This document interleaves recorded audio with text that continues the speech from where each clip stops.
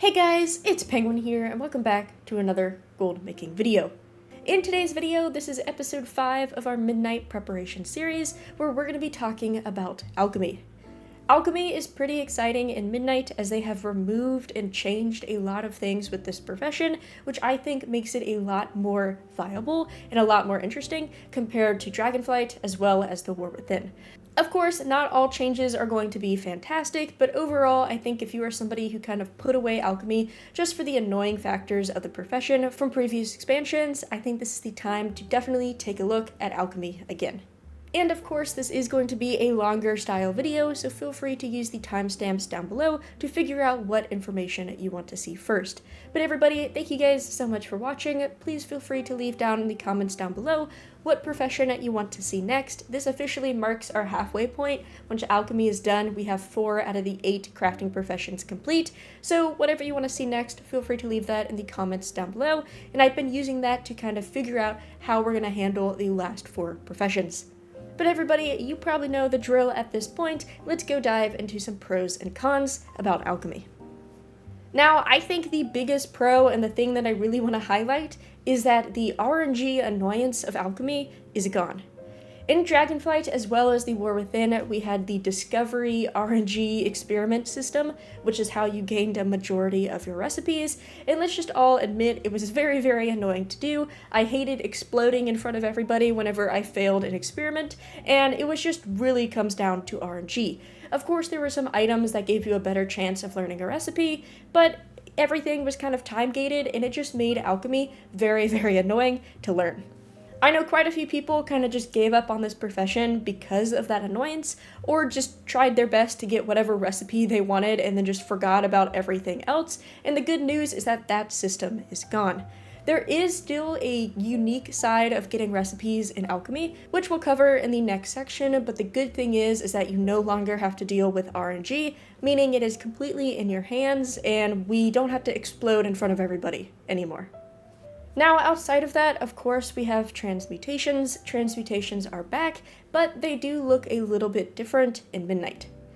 Now, of course, the broad aspect of transmutations are still staying the same, but the nice kind of simple method of thaumaturgy that we had in the previous expansion, where you could just pick one item, let's say you had a bunch of cloth laying around, you could turn cloth into a variety of other materials and hopefully make a profit, and that was kind of a shuffle, especially at the start of the expansion. It's not so open/free in Midnight. You'll see once we actually take a look at those recipes, but it's not just simply like, hey, I have 1,000 cloth that I want to turn into other materials. It's like, okay, I need 5 of this item, I need 25 of this item, and then they will turn into something else. So it's still good, and it'll probably still be a way so we can make sure, prices kind of maintain at an average. And probably there's going to still be some shuffles there and all of that, but it's just not as nice, I would say, or as pretty as thaumaturgy was. But that's really it. I think the biggest pro is that RNG factor is gone, and the cons is that, transmutations do look a little bit different, but overall, if you're somebody who likes non-crafting order things, so if you're somebody who loves selling on the region-wide auction house, or you just want the alchemy utility for yourself, I think alchemy is a great profession in Midnight.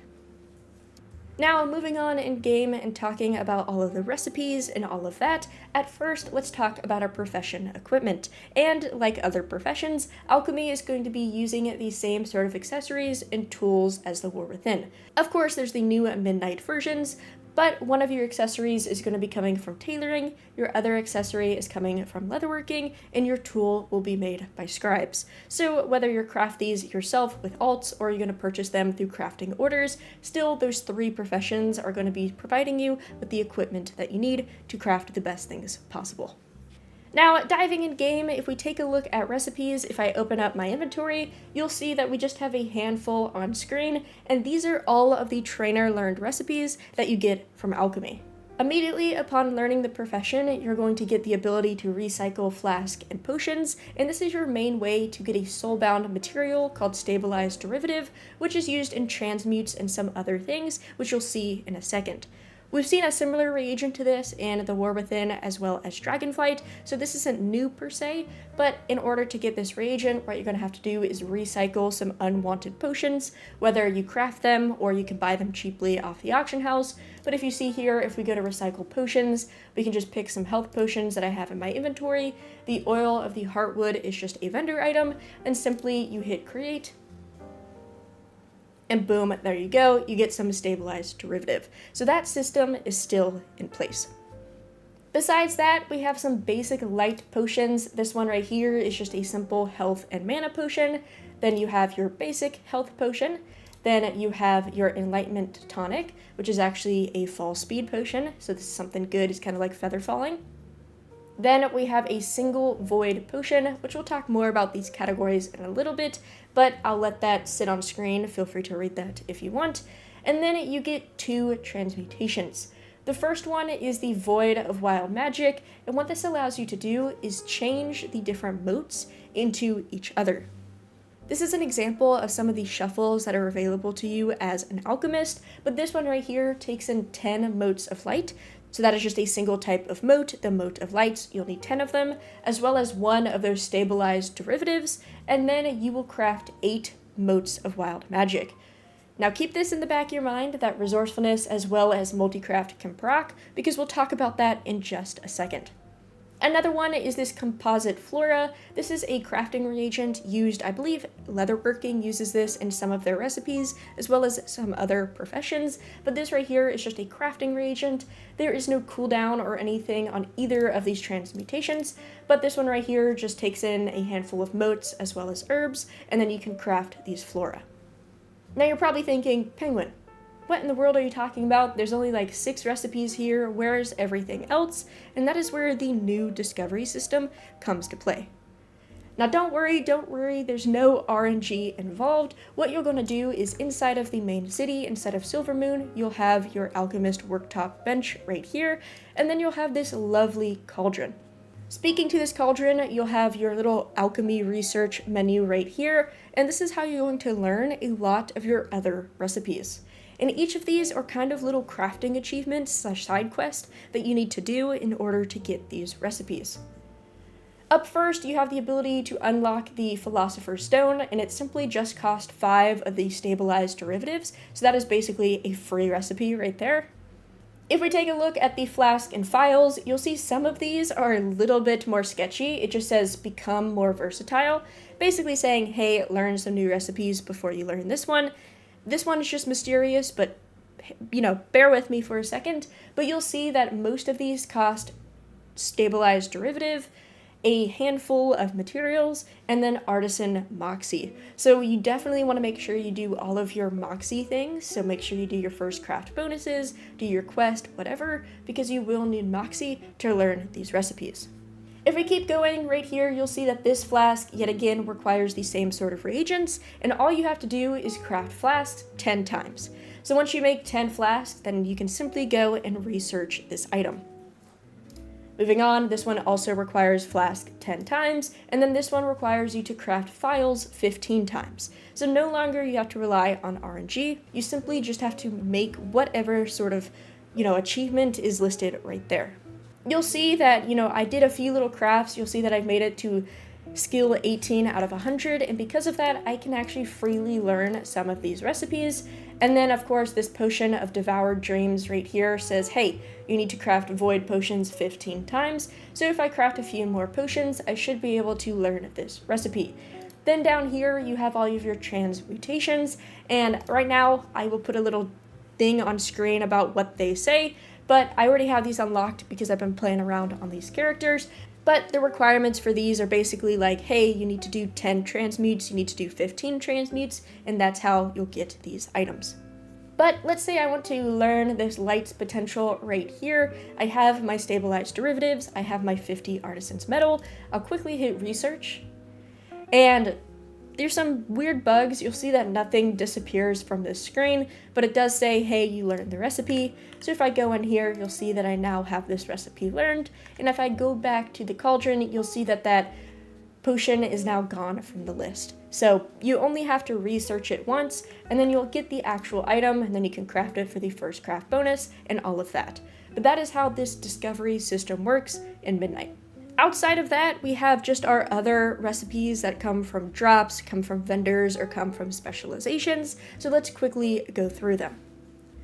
Some of these are the Discover recipes. Remember, this is just all of the non-trainer learned recipes. So up first, we have our light potions, which once again, I'm just gonna hover over, so feel free to pause if you want to read them.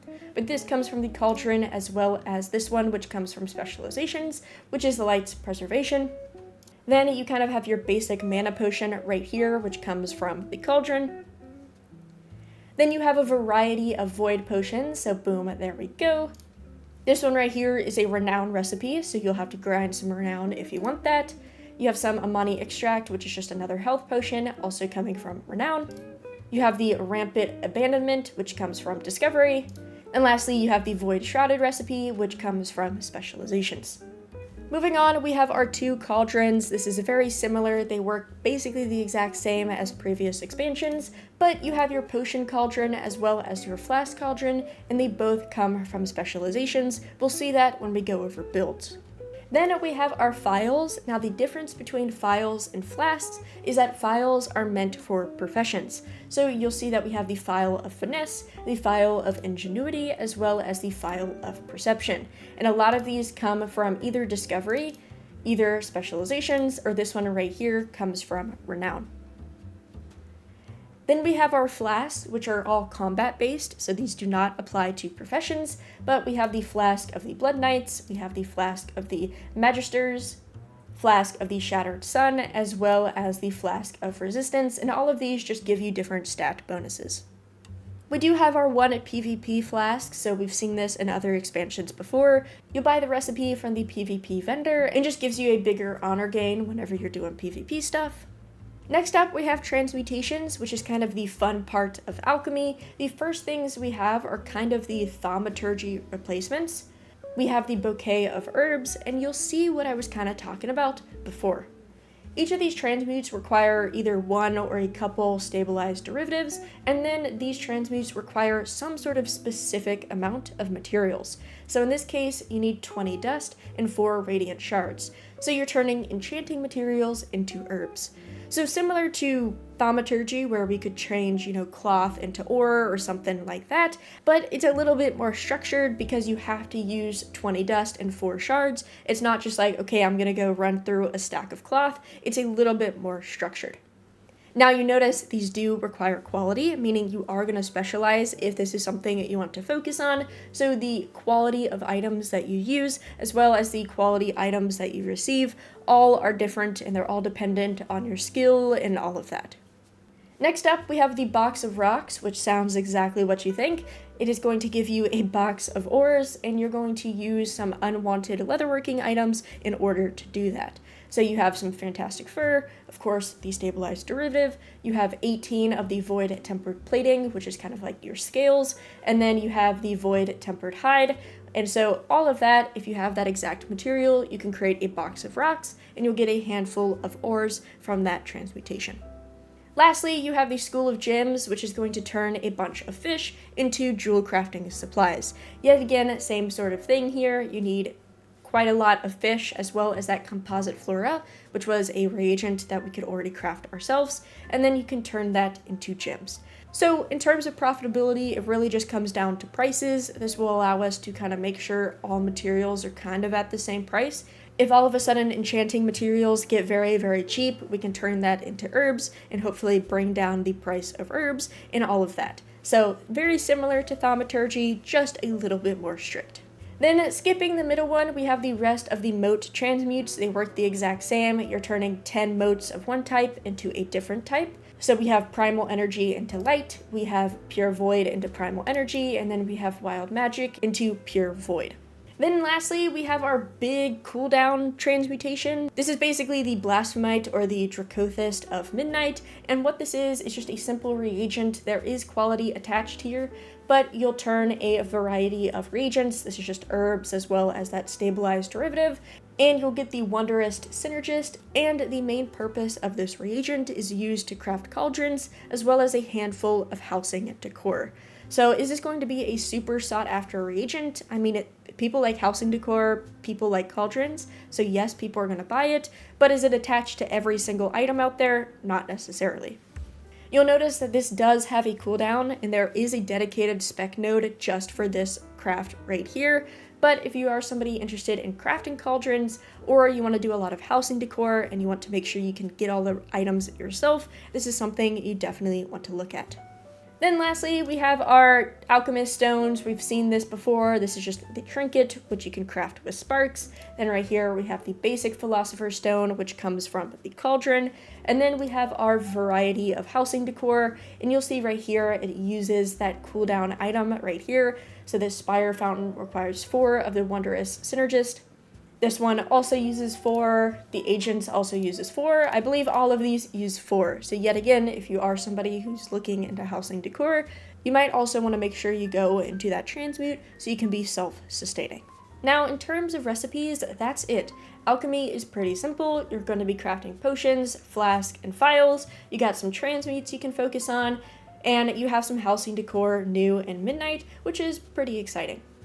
In terms of leveling alchemy, it is pretty straightforward, and if gold is not something that you're worried about, you can hit level 100 insanely easily. Through just the basic trainer learned recipes, kind of the cheaper side of recipes, you'll be able to hit 30 skill very, very easily. At that point, things will turn yellow/green, which you could technically push higher, but you can comfortably hit about 30. And then what you can do is unlock the Light's Potential recipe, which you saw came from the cauldron, and you can craft this all the way to 100. It will guarantee 1 skill point all the way up to 80. From 80 to 90, it will be yellow. From 90 to 100, it will be green. But if you can afford to just mass produce this item, you can take it all the way to 100, and then you don't have to think about anything else. Of course, the expense of this will just ultimately depend on how prices look at the time of you leveling, but another option out there is, of course, you're going to be wanting to do your first time craft bonuses and all of that, so you'll just passively get some skill by just doing that anyways. But once you also unlock these flasks, which can also come from the cauldron, for example, this one right here, these will reward you 2 skill ups. So depending on the difference in price between this item and the Light's Potential, you could also use this to go all the way up to 100. I believe these are still going to be pretty expensive, even though they award 2 skill points at once, just because of the difference in materials here. But at the end of the day, we don't really know until servers are live, but I really would not stress about leveling alchemy. It is very simple, and worst comes to worst, you'll slowly get it as you're just doing your other crafting automatically. But alright, we've got all the basic alchemy stuff out of the way, we've talked about recipes, we've talked about transmutations, but let's actually talk about how to make gold with this profession, and of course, cover some specialization builds. Up first, let's cover the basic flask and potion crafting. Thankfully, the devs have made it pretty simple by sectioning these into their own specialization trees. So if we take a look at specializations, you'll see that we have the potion prowess tree, as well as fluent and flasks, and these are going to be your 2 main trees, depending on what sort of items you want to craft. First things first, if we take a look at the potion tree right here, you'll see that the main node is going to be for all potion crafting. This is going to reward you a majority of skill, so if we go through here, you'll see +5 skill, +5, unlocking the subspecialization, +5, subspecialization, +5, and at the very end, once you put 30 points in, that's how you're going to get your potion cauldron recipe. From here, you have a decision to make, and this is similar to the flasks tree as well, but you have 2 different subnodes, and one is for the void potions, and the other one is for light potions. If you're wondering, okay, what in the world does that mean? If you go back to recipes, you'll see that we have both of those categories. So simply it just means, okay, do I want to focus on the potions in this category or the one in the other? And that ultimately is going to be a decision on you. I highly recommend taking a look at kind of the best in slot gear list and all of that, where they list best in slot enchants and consumables, and figure out what potions are kind of in need, and then you can figure out what category they're in, and then focus on that specifically. Whichever way you choose, the middle node is going to give you a bunch more skill. So of course you might learn a recipe here or 2. For example, if you go lights, you'll get lights preservation, then you'll get a bunch of skill, and then at the end you'll get a whole 25 skill for putting 30 out of 30 points. Then the two subnodes that branch from there are for your other profession stats. The first one you'll see is for ingenuity, so if you're somebody who's going to be doing concentration crafting with potions, this would be the branch for you, as if you max this out, you're going to get a bunch of ingenuity, as well as reducing how much concentration you use per craft. So you'll get a reduction by 5% here, plus 15 ingenuity, plus 15, plus 15, and then another 5%. And every point you put in, you'll also gain 3 ingenuity, so this is your big concentration node for light potions. The other one is for your multi-craft needs, so every point is going to give you plus 3 multi-craft, and then you're going to get a crafting speed bonus, which is very handy. You're going to get more multi-craft, more crafting speed, more multi-craft, and at the very end, you'll yield more potions when multi-crafting. Of course, that doesn't give us an exact number or anything like that, but whenever multi-craft procs, you should get more light potions than you normally do. And the void side of the tree is the exact mirror. So once again, you'll learn a void recipe. This one is the void shrouded recipe, and then you have your multi-craft node as well as your ingenuity node on the other side as well. Moving over to Flask, it is practically the same. Ignore the points here, I'll go about that in just 1 second, but Flask and Files share a tree. So the middle node, of course, affects both of them, giving you a bunch of skill, and once you reach 30 out of 30, you'll gain the Cauldron for Flasks. Additionally, you'll gain your little utility bonus. When you put 5 points into Fluent in Flask, you'll have your duration of Flask and Files increased, so that's just a very nice passive utility right there. And then once you have half points in, so 15 out of 30, then your duration is increased even more. So people using Alchemy simply for utility factors, that is definitely where you're going to want to put your first 15 points. Then from there, you want to decide if you're focusing on the profession files or the combat flasks, and then it's the same thing as the potions tree. For example, on the right side here, this is for profession files, so you'll gain a bunch of skill as well as a recipe from unlocking this node. Filling it out, you'll get a bunch of skill, and then at the very end, you'll get that big plus 25 skill. Then you have your multi-craft node giving you a bunch of crafting speed as well as multi-craft, with the multi-crafting yielding more files at the end. And then you have the ingenuity side or the concentration side, so yet again reducing that concentration cost as well as increasing that ingenuity as you put points into this one as well. Then of course the left side of the tree is the exact same, but for the combat flasks. Now, outside of these two trees, so whether you want to go for flask/files or you're going for potions, there is still another tree that you want to be careful of, and that is your mastery tree. This basically is your generic kind of fundamentals of alchemy, but this covers skill and resourcefulness.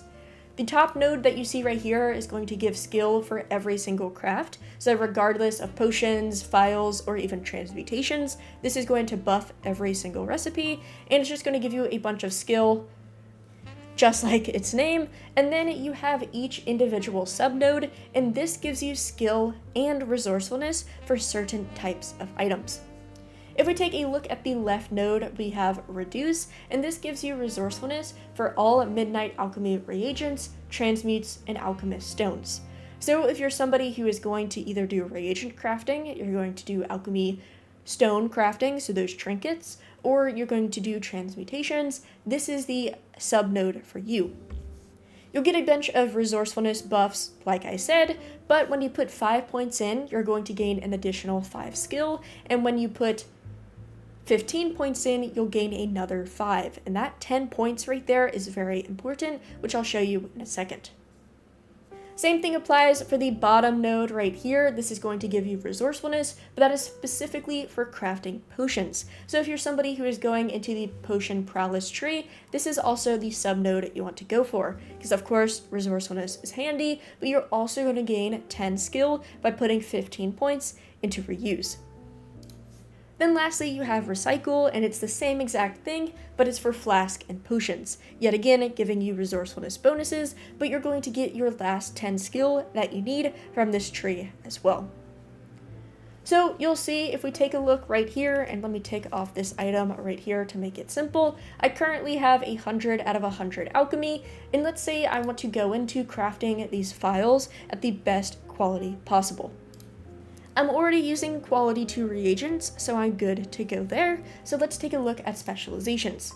What I've done is I've put 30 out of 30 points into the main mastery tree, giving me a bunch of skill, and then because I'm looking at files, I've gone into the Flasks tree, I've maxed out the main node to give me a bunch of skill, as well as the file subnode to give me even more skill, so I am 90 points in, and my skill right now is 466. Now, if we do the quick math, I do have 100 out of 100 alchemy, but I am missing 40 skill from my either blue or epic tools. So if I were to have that 40 skill, if we do 466 plus 40, hold on, wait a minute, that's only 506, we're still a few points short. And that is because in order to actually max out these crafts, we need every skill point possible, meaning if we go back into specializations, if we go into the resourcefulness node, the recycle node right here, and we put our 15 points in, that's going to give us the +5 and the other +5 skill, so that 10 skill that we're missing for files in order to hit the max quality. If we learn it just like that and go back, boom, just like that, we're at 476. So if we add our 40 skill on top of that from profession tools, that will hit us at 516, and now we can guarantee files. So if you are somebody going to maximize your quality, you have to be careful and you have to make sure you put points into every single node to make sure you get the max skill as needed. Now, of course, if you are somebody who is mass crafting files, potions, it doesn't matter. Multicraft is going to be your BFF. So, of course, you're going to want to max out the multicraft node. But if you are going purely for skill, this node technically doesn't give you any. So that is why in this scenario, it's not maxed out. But ideally, you definitely want those multicraft bonuses. And the same thing applies if you're somebody going for concentration crafting. Of course, you want to make sure you have your concentration node learned as well. Now, breaking away from the standard potion and flask, let's talk about transmutations, and let's talk about the weird things happening in Midnight. Currently, the only transmutation that has a cooldown is for the special reagent used in decor as well as the cauldron crafting, and that is the Wondrous Synergist. Everything else you can freely craft as long as you have the materials. Because of that, that sounds awesome because we can do a bunch of shuffling. So, once we have calculators figured out and all of that, this could be a great way to make some AFK gold by just AFK crafting and shuffling with these transmutations. But I want to bring your attention to something. If we take a look at the actual kind of thaumaturgy replacements, you'll see that the only thing that affects them here is resourcefulness and ingenuity, so you might get lucky on saving some mats. Also, you can use concentration, but besides that, you can't multicraft or anything like that. However, if we take a look at the moats, for example, right here, multicraft can proc, meaning that gets a lot more complicated. Traditionally, if this was just a simple one-to-one transmutation, the idea here would be, okay, if motes of light are a little bit cheaper than motes of wild magic, you might be able to turn 10 light into 8 magic and save some gold. Let's say, mote of lights are 100 gold each, so that's like 1,000 gold. But then the wild magics are 150 gold each or something like that, right? It's enough of a little bit of a difference to make some profit. That's normally how transmutes work. However, because multicraft is here, that means you can basically make moats out of thin air.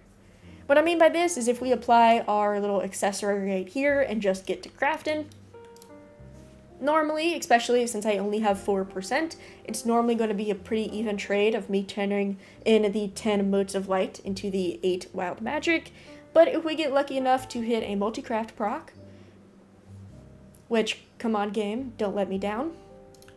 Boom, there we go, we got one multicraft proc right there, and now all of a sudden we turn 10 motes of light into 14 wild magic.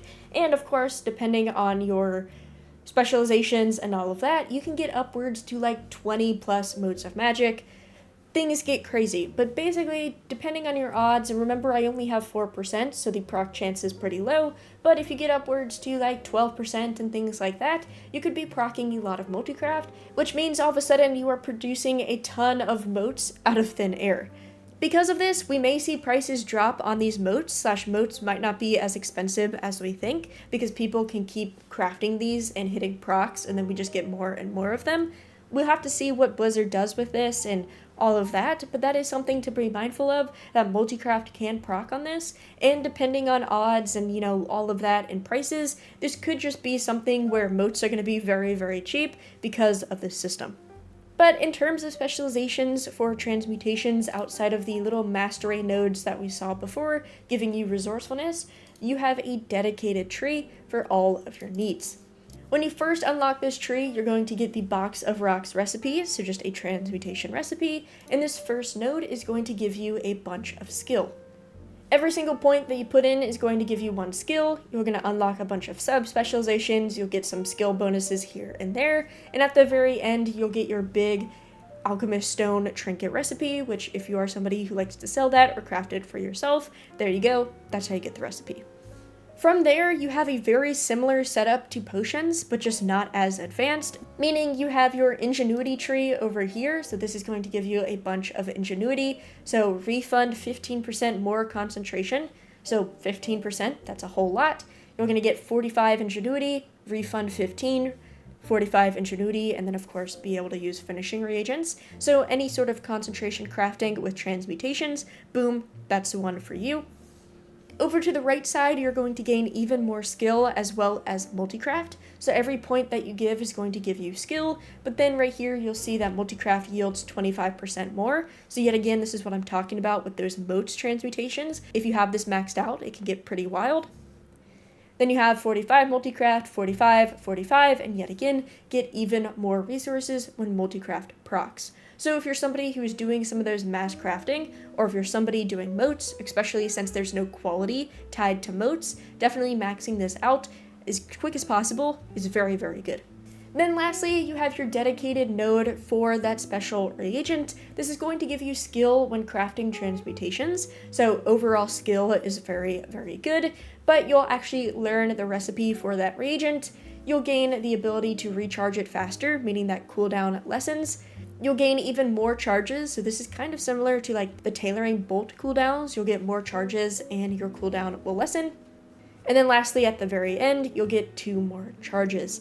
So all of these are pretty powerful. All of these is going to give you some really good benefits. It just ultimately comes down to what sort of transmutes you want to do to figure out which one is best for you. But as an example, let's say we do want to specialize into this right here. What we can do is, first of all, we're going to want to max out the main node, because this is going to give you a bunch of skill, and then obviously we want to max this out right here. And you'll see, just like that, we can now craft up to 4 of them, and you'll see that our skill is at 407. Now, of course, we're getting some skill from here. Let me just remove that for easy's sake. You'll see that we are at 396, so we're still missing some skill if we want to guarantee quality 2s. If we take a look back over here, you'll see that this right here gives us skill for every knowledge point. So we'll put in a quick 20 right here. There we go, we are at 416. But remember, 416, if we add 40, that is 456, we are still 10 knowledge points away. And that is because if we go back to mastery right here, remember this over here gives resourcefulness for transmutations, but also it gives you that hidden skill. So we have to put another 15 points right here. And if we go back, boom, there we go, we're at 426. If we add that 40 points in, now we can guarantee quality 2s. So once again, if skill is something you're going for, you want to make sure you don't miss out on those kind of hidden skill points within mastery, and then something like this would be your ultimate goal. Of course, if you're doing concentration, then you can kind of forget some of the skill and go just straight for the concentration node. It's simply up to you, but that is kind of how these specializations work in Alchemy. But yeah guys, that's about it for today's video. Hopefully you feel a little bit more comfortable with Alchemy going into release. I know some of these things can be a little bit confusing, and also things are just up in the air, but hopefully this gives you a little bit of a better start at your planning, and let me know what sort of crafting you want to do with Alchemy. Personally, I'm probably going to do a little bit of transmutations and also a little bit of potion and flasks. I kind of slacked on that in the War Within, so I definitely don't want to kind of neglect my alchemist like I've been doing in the past expansions. But everybody, if you have any questions, feel free to leave them in the comments down below. As always, thank you guys so much for watching. I really, really, really do appreciate it. You guys are all amazing. And as always, everybody, Have a good day.